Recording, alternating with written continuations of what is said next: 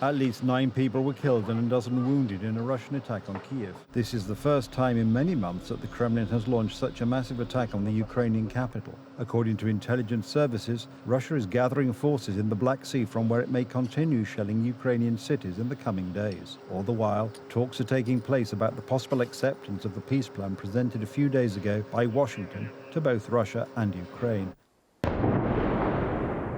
Rockets, drones and cruise missiles. Such a large attack on Kyiv has not taken place in a long time. As usual, the Russians struck residential areas. More than a dozen buildings lay in ruins. The explosion was very strong. The windows in our apartment were damaged. Kitchen appliances fell off the windowsill. But fortunately, we are alive. When the windows flew out, we ran out into the corridor and then we got to a shelter.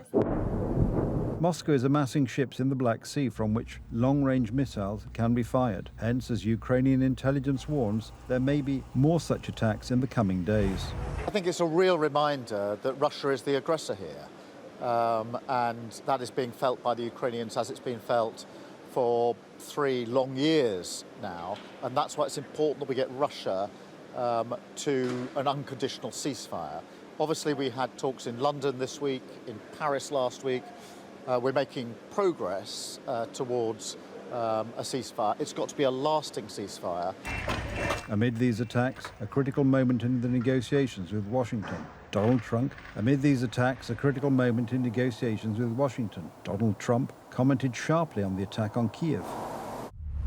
I am not happy with the Russian strikes on Kyiv. Not necessary and very bad timing. Vladimir, stop. 5,000 soldiers a week are dying. Let's get the peace deal done. Both Moscow and Kyiv have been given an ultimatum. Either accept the White House's terms or the United States walk away from the negotiating table. For Ukraine, the biggest problem is the Crimea dispute. Ukraine does not legally recognize the occupation of Crimea. There is nothing to talk about. It is beyond our constitution. This is our territory, the territory of the people of Ukraine. We can't just say, why not? It seems to me that we have already stated this with regard to any other occupied territory, and I have stated it as president, and the Constitution of Ukraine declares it by its very existence.